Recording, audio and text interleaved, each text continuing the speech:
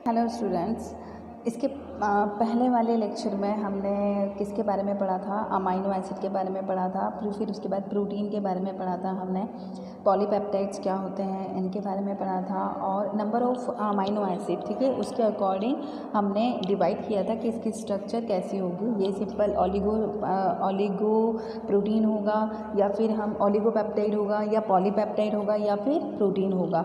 अब हम पढ़ रहे हैं स्ट्रक्चर ऑफ प्रोटीन, मतलब n numbers of amino acid मिलकर क्या बना चुके हैं, हमारे पास प्रोटीन बन चुका है। अब हम प्रोटीन के स्ट्रक्चर पढ़ने जा रहे हैं। तो प्रोटीन की स्ट्रक्चर जो है इट्स क्वाइट टिपिकल, थोड़ा सा ये कॉम्प्लेक्स होती है क्योंकि अमाइनो एसिड बहुत सारे अलग अलग एंगल से जुड़े हुए होते हैं। तो हम इसकी स्ट्रक्चर को एक तरीके से हम डिसाइड नहीं कर सकते हैं, किया भी है लेकिन हम उसको स्टडी करने के लिए अलग अलग फॉर्मेट में हम उसको डिवाइड करेंगे।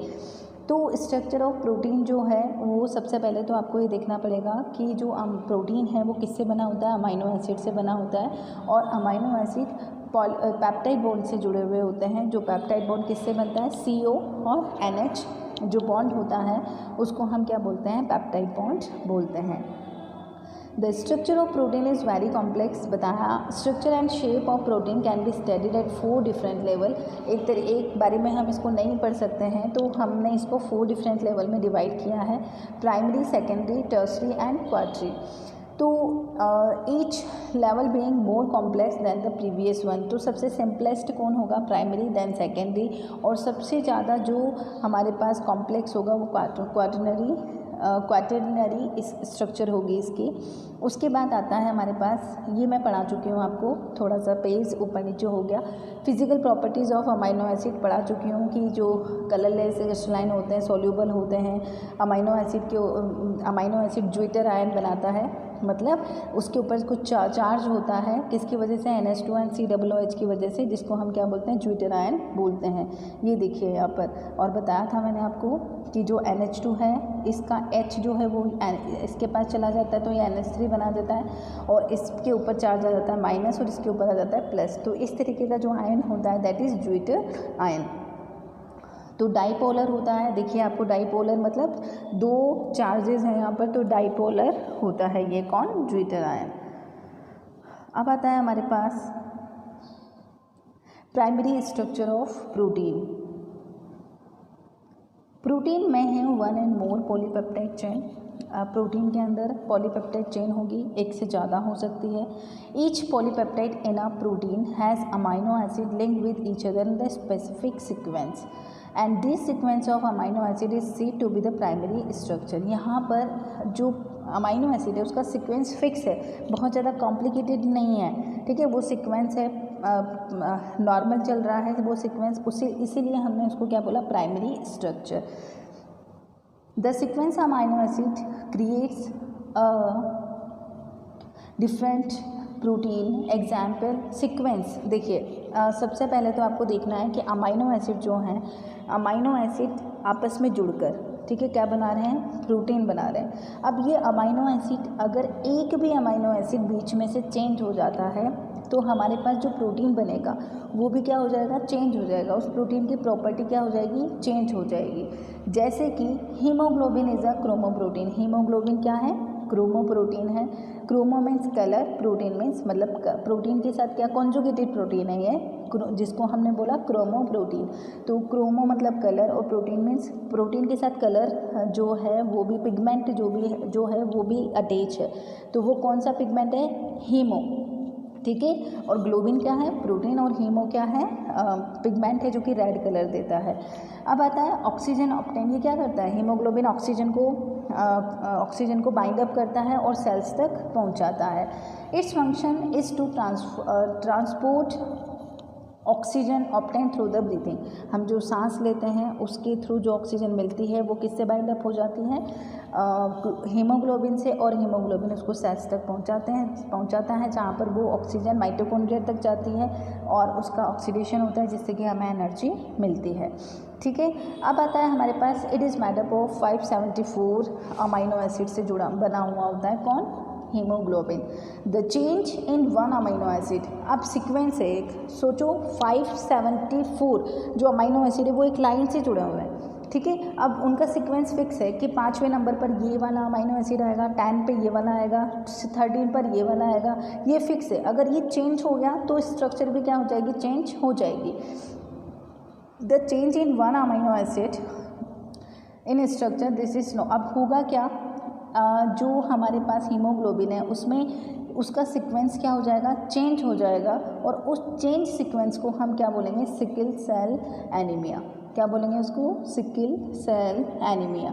होगा क्या, इसमें ग्लूटामिन जो अमाइनो एसिड है जो कि नॉर्मल हीमोग्लोबिन में पाया जाता है, ठीक है, वो ग्लूटामिन जो है उसकी जगह पर क्या आ जाता है, वैलिन आ जाता है। Valine is also amino acid, तो उसकी जगह पर क्या आ गया, ग्लूटामिन। सिर्फ 574 अमाइनो एसिड है, उसमें से सिर्फ बीच में कौन सा था, ग्लूटामिन था, उसकी जगह क्या आ गया, it happen because valine amino acid is present in haemoglobin instead of glutamine. Glutamine जो है वो नॉर्मल हीमोग्लोबिन में होता है और उसकी जगह क्या आ जाता है, वैलिन आ जाता है, जिसकी वजह से जो हमारी आरबीसी है, हीमोग्लोबिन किसके अंदर प्रेजेंट होता है, आरबीसी के अंदर, तो आरबीसी का शेप क्या हो जाता है, चेंज हो जाता है, ठीक है। दराती आपने देखी, दराती जिससे पुराने टाइप के लोग उससे काटा करते थे, इस तरीके की शेप की होती है वो, इस तरीके की, ठीक है, ऐसे शेप की होती है, ये किनोरा ये इस तरीके की होती है वो। तो जो हमारी आरबीसी होती है वो इस तरीके का शेप ले लेती है, ठीक है, जिसकी वजह से oxygen proper oxygen supply haemoglobin proper नहीं कर पाता है, और फाइनली जो जिसके अंदर सिकल सेल एनीमिया है उसकी क्या हो जाती है, डेथ हो जाती है। तो देखिए नॉर्मल हीमोग्लोबिन है यहाँ पर, ये देखिए 6 नंबर पर नॉर्मल हीमोग्लोबिन है और उसकी जगह क्या आ गया है, वैलिन आ गया है। तो ये क्या होगा, ये कौन सी डिजीज़ होगी, सिकल सेल एनीमिया, ठीक है, इम्पॉर्टेंट है, आपको लर्न कर याद रखना है ये। It's very difficult to know sequence of the amino acid in protein or structure of protein. Protein on hydrolysis with acid or base enzymes give varieties of the product different molecular weight. These can be used to determine primary structure of protein. First of all, in 1958, American scientist Frederick Sanger ने सबसे पहले protein के बारे में बताया, primary structure के बारे में बताया, जो कि और इसलिए इनको क्या मिला गया, इनको फेडरिक सैंगर को, इनका रिलेशन इंसुलिन से भी है, ठीक है। इंसुलिन के बारे में भी सबसे पहले इन्होंने सिंथेसाइज कर दिया था, इंसुलिन जो हम बाहर से डालते हैं ना, वो उन्होंने बाहर से आर्टिफिशियल जो इंसुलिन है, ठीक है, उनसे रिलेटेड है ये सैंगर, और इसके लिए इनको क्या मिला था, नोबेल प्राइज़ भी मिला था। क्यों मिला था, प्रोटीन की प्राइमरी स्ट्रक्चर को इन्होंने डिस्कवर किया था। Insulin is a polypeptide hormone which is produced in pancreas. हमारे अंदर जो स्टमक होता है उसके नीचे लीफ लाइक स्ट्रक्चर प्रेजेंट होती है, दैट इज़ पैनक्रियास, और वो पैनक्रियास हार्मोन सिक्रीट करता है, और pancreas different type of hormone secrete करता है, ठीक है, 3 तरीके के, जिनके लैंगरहैंस सेल का ग्रुप होता है इसके अंदर, और वो हार्मोन सिक्रीट करता है, उसमें से एक हार्मोन है इंसुलिन, ठीक है। तो वो 51 अमाइनो एसिड से बना होता है। डिफिशिएंसी ऑफ इंसुलिन, अगर किसी के बॉडी के अंदर इंसुलिन की क्या हो गई, कमी हो गई, तो इंसुलिन करता क्या है, जो भी हम खाना खाते हैं वो लास्ट में किस में चेंज हो जाता है, ग्लूकोज में चेंज हो जाता है, और ग्लूकोज जब सेल्स काम में लेती है फिर भी हमारी बॉडी में बच जाता है, तो ग्लूकोज को किस में चेंज कर दिया जाता है, ग्लाइकोजन में चेंज कर दिया जाता है। तो लेकिन इंसुलिन की जब कमी हो जाती है तो ग्लूकोज जो है वो ग्लाइकोजन में चेंज नहीं हो पाता, और ग्लूकोज जो है वो यूरिन के थ्रू हमारी बॉडी से बाहर निकलने लगता है, और इस तरीके से हमें कमजोरी आने लगती है, ठीक है, थकान महसूस होने लगती है सेल्स को, क्योंकि प्रॉपर ऑक्सीजन नहीं मिल पाती, प्रॉपर एनर्जी नहीं मिल पाती। तो हमारे पास जो यहाँ पर इंसुलिन है, अगर इंसुलिन की कमी हो जाती है तो हम उसको, इंसुलिन की क्या हो जाती है, कमी, तो ग्लूकोज क्या हो जाता है, ब्लड में बढ़ जाता है, उसको हम क्या बोलते हैं, डायबिटीज़ बोलते हैं। Secondary structure of protein, the secondary structure of protein refers to the shape in which a long polypeptide chain, ऊपर वाले में तो क्या था, लॉन्ग पॉलीपेप्टाइड चेन थी, अमाइनो एसिड एक सीरीज से जुड़े हुए थे। अब इसमें क्या होगा कि जो अमाइनो एसिड है वो ऊपर नीचे ब्रांच भी बनाएंगे, पहले तो एक सीरीज़ थी, अब सेकेंडरी में क्या हो जाएगा, ब्रांच भी बन जाएगी। तो इस तरीके से backbone of the polypeptide chains due to the hydrogen bonding, तो यहाँ पर एक अलग बॉन्डिंग होगी जिसको हम बोलेंगे hydrogen bonding between COOH and NH group of peptide bond. They are found in exist 2 different type, alpha helix and beta helix. इसका 3 डायमेंशनल वीडियो मैं आपको सेंड कर दूंगी ताकि आपको प्रॉपर समझ में आ सकेगा कि अल्फ़ा हेलिक्स क्या होता है और बीटा हेलिक्स क्या होता है, क्योंकि 3 डायमेंशनल है, मैं यहाँ पर उसको प्रॉपर नहीं समझा पाऊँगी, तो एनिमेटेड फॉर्म में वो आपको तक वीडियो सेंड कर दिया जाएगा। Alpha helix is one of the most common ways in which the polypeptide chain form the possible hydrogen bond by twisting हो जाता है इसमें। होगा क्या, जो हमारे पास सीरीज़ है किसकी, अमाइनो एसिड की, वो क्या करेंगी, ट्विस्ट करेंगी, आपस में टर्न हो जाएंगी इन अ राइट हैंड, और किस एंगल में होगी, राइट हैंड, इस तरीके से, ठीक है, इस तरीके से वो क्या हो जाएगी, ट्विस्ट होने लगेंगी। NH group of each amino acid include hydrogen bond to the CO of an adjacent turn and helix। ये किस में शो किया गया है, इस हेलिक्स में शो किया गया है। देखो यहाँ पर पहले तो हमारे पास सीधी सीरीज थी किसकी, अमाइनो एसिड की, अब वो क्या होने लगी है, टर्न होने लगी है इस तरीके से, ठीक है। अगर ये हमारे पास एक रॉड लगी हुई है तो अमाइनो एसिड को इस तरीके से वो टर्न हो गई है। क्लियर है आपको, इसको हम क्या बोलेंगे, अल्फ़ा हेलिक्स बोलेंगे। अब आता है हमारे पास this is no free moment in helix therefore helix is. अब यहाँ पर फ्री मोमेंट नहीं है, क्यों नहीं है, क्योंकि देखो यहाँ पर ये सारी चीज़ें जुड़ी हुई है आपस में, बॉन्ड के थ्रू जुड़ी हुई है, तो पॉसिबल ही नहीं है, नीचे की चीज़ें ऊपर वाले से बॉन्ड के थ्रू जुड़ी हुई है, तो फ्री मोमेंट पॉसिबल नहीं है, बस वो टर्न हो गया, वो शेप क्या हो गया, फिक्स हो गया है उनका। Therefore हेलिक्स इज रिजिड हो गई है क्योंकि ये फ्लैक्सीबल नहीं है, चेंज नहीं हो सकती structure. The alpha helix is right handed when the chain is followed from the amino to the carboxyl direction. These proteins are flexible, can be stretch. Wool hair, इसका जो एग्जाम्पल है वो क्या है, wool hair muscles have this type of structure. The alpha helical structure of protein is given by the Linus Pauling ने ये दी थी।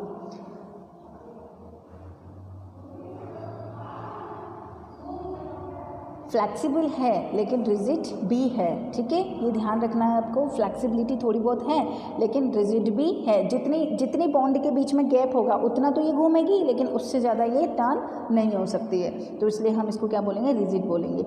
2 तरीके की होती है, अल्फ़ा एंड बीटा। तो यहाँ पर वो दिया हुआ है डिफरेंस, तो आप देख सकते हैं right hand coil rod like structure, right hand core rod like structure होती है। शीट लाइक स्ट्रक्चर, जैसे पेज होता है वैसे बीटा स्ट्रक्चर होती है इसकी।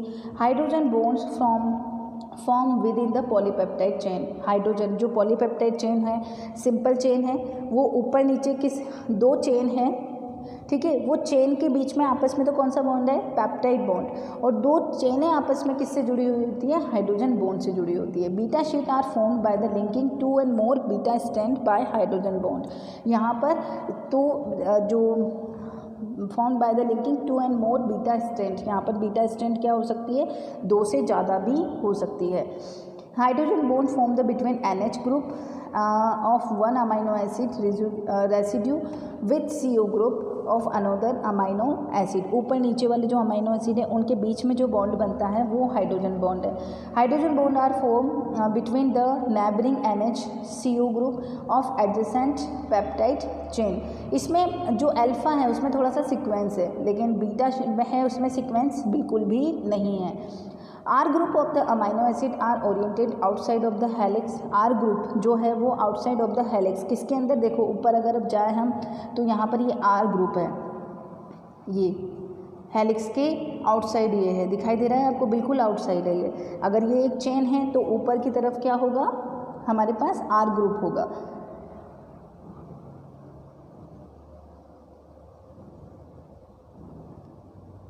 Are group are directed both inside and outside, और इसमें आर ग्रुप जो है वो बीटा में अंदर भी होगा और बाहर भी होगा। Alpha helix has only 1 type. Beta sheet can be parallel and anti parallel और मिक्स्ड भी हो सकती है, ठीक है, ये इसके एग्जाम्पल हैं। देखो यहाँ पर अगर मैं आपको दिखाऊं